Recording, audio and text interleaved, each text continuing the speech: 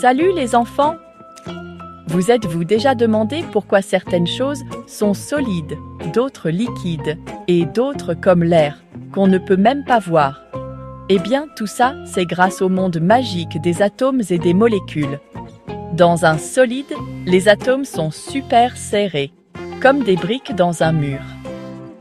C'est pour ça que les solides, comme votre table ou un caillou, gardent leur forme. Mais dans un liquide, les atomes sont un peu plus décontractés, comme des billes dans un sac. C'est pour ça que l'eau peut couler et prendre la forme de son récipient. Et dans un gaz, les atomes sont très éloignés et bougent partout. C'est pour ça que l'air autour de nous est invisible et remplit tout l'espace.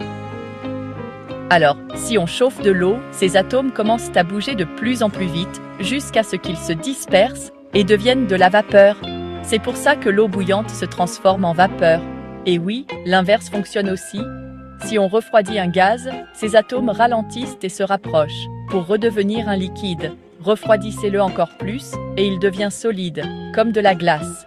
C'est pas génial? La glace, l'eau et la vapeur, c'est la même chose, mais sous des formes différentes. On appelle ça les changements d'état.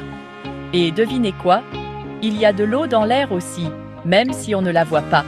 Quand il fait froid, la vapeur d'eau se transforme en minuscules gouttelettes, formant du brouillard, des nuages ou même de la pluie.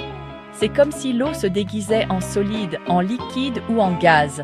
Et ce n'est qu'un des nombreux secrets des atomes. Vous voulez en savoir plus? Continuez à poser des questions. C'est comme ça que les plus grands scientifiques font des découvertes. Alors, est-ce que les atomes ont une couleur? Les atomes n'ont pas de couleur comme vos jouets. Mais quand ils jouent avec la lumière, ils peuvent l'absorber et la réfléchir, ce qui donne leur couleur aux choses. Comme une pomme rouge qui renvoie la lumière rouge à vos yeux. Incroyable, non?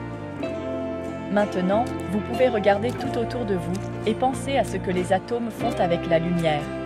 Vous êtes en train de devenir de petits scientifiques, prêts à apprendre des choses sur les étoiles?